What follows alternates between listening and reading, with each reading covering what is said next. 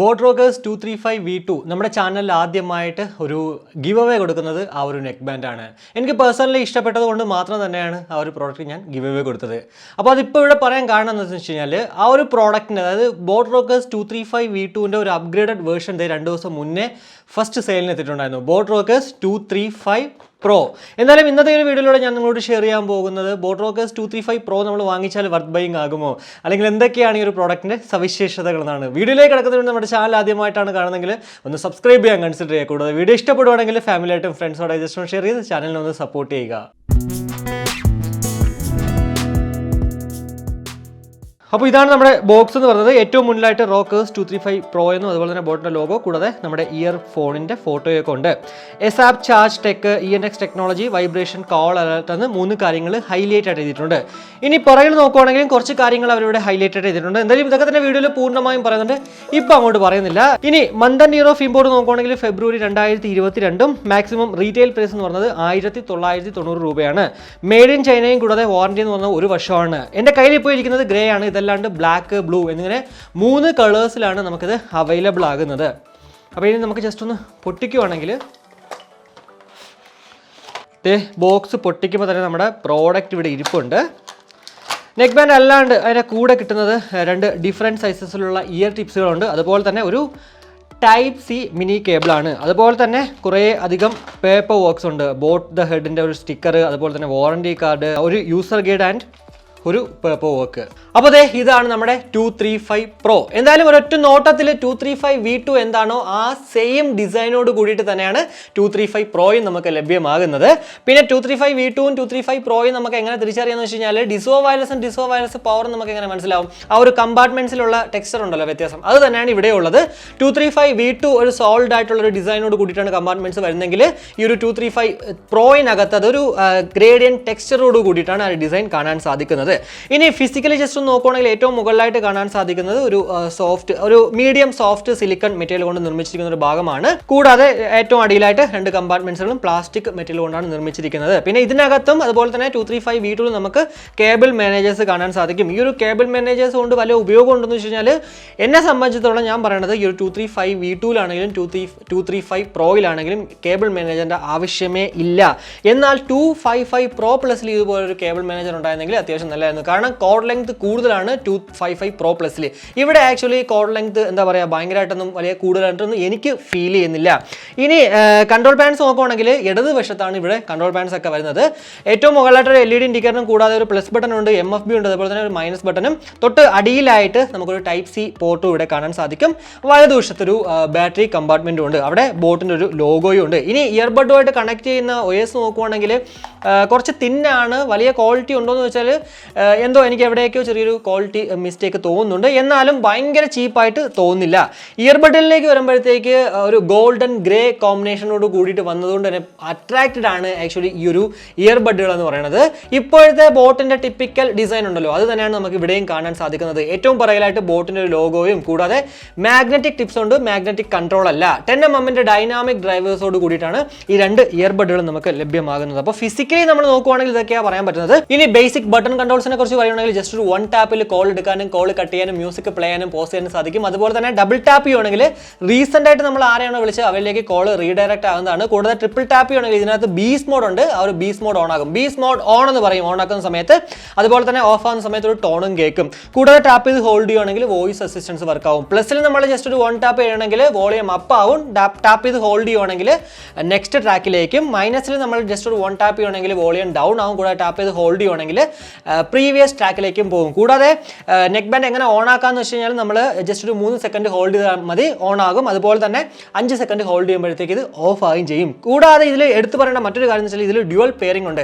അതായത് സൈമൾട്ടേനിയസ്ലി നമുക്ക് 2 ഡിവൈസിൽ ഈ ഒരു പ്രോഡക്റ്റ് യൂസ് ചെയ്യാൻ സാധിക്കും. അതെങ്ങനെയാണെന്ന് വെച്ച് കഴിഞ്ഞാൽ ആദ്യം നമ്മൾ ഒരു ഡിവൈസ് ആദ്യം കണക്ട് ചെയ്യുക, അതിനുശേഷം ആ ഒരു ഡിവൈസിന്റെ ബ്ലൂടൂത്ത് ഓഫ് ചെയ്യുക, കൂടാതെ നമ്മുടെ നെക്ക് ബാൻഡിന്റെ ബ്ലൂടൂത്ത് ഓഫ് ചെയ്യുക. എന്നിട്ട് നമ്മൾ രണ്ടാമത്തെ ഡിവൈസിന്റെ ബ്ലൂടൂത്ത് ഓൺ ആക്കിയതിന് ശേഷം ഈ ഒരു നെക്ക് ബാൻഡിന്റെ ബ്ലൂടൂത്ത് ഓൺ ആക്കിയിട്ട് ഒന്നാമത്തെ നമ്മൾ എങ്ങനെയാണോ പെയർ ചെയ്തത് ആ ഒരു പ്രൊസീജിയറിൽ നമ്മൾ രണ്ടാമത്തെയും പെയർ ചെയ്യുക. ദെൻ നമ്മൾ ഒന്നാമത്തെ ബ്ലൂടൂത്ത് ഓൺ ആക്കുമ്പോഴത്തേക്ക് രണ്ടും സൈമൾട്ടേനിയസ്ലി അങ്ങോട്ട് കണക്റ്റഡ് ആകും. ഇനി ബാറ്ററി സൈഡ് നോക്കുവാണെങ്കിൽ 150 mAh ബാറ്ററി കപ്പാസിറ്റി ഉള്ള ഈ ഒരു നെക്ക് ബാൻഡിൽ നിന്ന് നമുക്ക് അപ് ടു 20 hours ആണ് ടോട്ടൽ പ്ലേ ടൈം കമ്പനി അവകാശപ്പെടുന്നത്. അത് 60% പാട്ട് കേട്ടാൽ മാത്രം.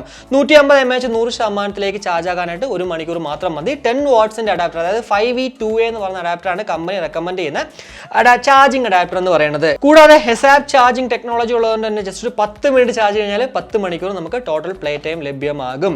ബ്ലൂടൂത്ത് വേർഷൻ എന്ന് പറയുന്നത് 5.2, അതുപോലെ തന്നെ ബ്ലൂടൂത്ത് റേഞ്ച് എന്ന് പറയുന്നത് 10 മീറ്ററാണ്. കൂടാതെ IPX5ന്റെ ഒരു വാട്ടർ ആൻഡ് സെറ്റ് പ്രൊട്ടക്ഷൻ ഉള്ളതുകൊണ്ട് തന്നെ അത്യാവശ്യം ഡ്രിസിലിംഗിലും അല്ലെങ്കിൽ വർക്കൗട്ട് ഒക്കെ ചെയ്യുമ്പോഴത്തേക്കും നമ്മൾ ഈ ഒരു പ്രോഡക്റ്റ് യൂസ് ചെയ്യലും അങ്ങനെ പെട്ടെന്ന് അങ്ങോട്ട് കേടായി പോകാനായിട്ട് ചാൻസസ് വളരെ കുറവാണ്.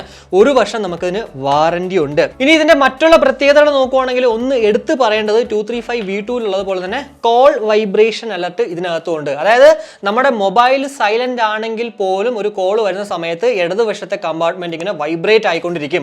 അതുകൊണ്ട് തന്നെ നമ്മുടെ കഴുത്തിൽ ഇങ്ങനെ കിടക്കുവാണെങ്കിൽ ഉറപ്പായിട്ടും ഒരു കോളും അങ്ങോട്ട് മിസ് ആവത്തില്ല. 235V2ലാണ് ഞാൻ അത് ആദ്യമായിട്ട് കണ്ടത്. അന്ന് എനിക്ക് ആക്ച്വലി ഇഷ്ടപ്പെട്ട ഒരു ഫീച്ചർ തന്നെയായിരുന്നു ഈ ഒരു കോൾ വൈബ്രേഷൻ അലർട്ട് എന്ന് പറയുന്നത്.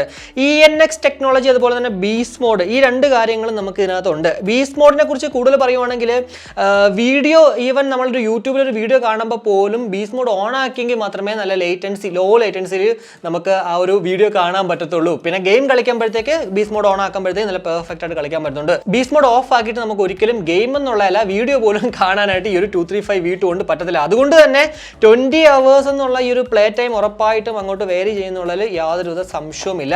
ഇനി കംഫർട്ടിനെ കുറിച്ച് പറയുവാണെങ്കിൽ വളരെ കംഫർട്ടബിൾ ആയിട്ട് ഒരു പ്രശ്നവും ഇല്ലാണ്ട് എൻ്റെ ചെവിയിൽ അങ്ങോട്ട് ഇരിപ്പുണ്ട്. ബോട്ടിന്റെ ഏതൊരു പ്രോഡക്റ്റുകളാണെങ്കിലും എന്താ പറയുക സ്നഗ് ഫിറ്റ് ഒക്കെ ഉള്ളതുകൊണ്ട് തന്നെ നല്ല പെർഫെക്റ്റ് ആയിട്ട് നമ്മുടെ ചെവിയിൽ അങ്ങോട്ട് ഇരിക്കും. പാസീവ് നോയ്സ് ക്യാൻസലേഷൻ ഒക്കെ നല്ല രീതിക്ക് തന്നെ വർക്കൗട്ട് ആകുന്നുണ്ട്. ENX ടെക്നോളജി ഇതിനകത്തുണ്ട്, അതായത് എൻവയോൺമെന്റൽ നോയ്സ് ക്യാൻസലേഷൻ. അതുകൊണ്ട് തന്നെ മൈക്ക് ക്വാളിറ്റി അത്യാവശ്യം ക്രൗഡഡ് ആയിട്ടുള്ള ഒരു പ്ലേസിൽ പോയാൽ പോലും ഓപ്പോസിറ്റ് നിൽക്കുന്ന ആൾക്ക് നല്ല രീതിക്ക് കേൾക്കാൻ പറ്റുമെന്നാണ് കമ്പനി അവകാശപ്പെടുന്നത്. എന്തായാലും നിങ്ങളിതേ ഇപ്പോൾ കേൾക്കാൻ പോകുന്നത് ഈ ഒരു 235 പ്രോയുടെ ഇൻഡോറിലുള്ള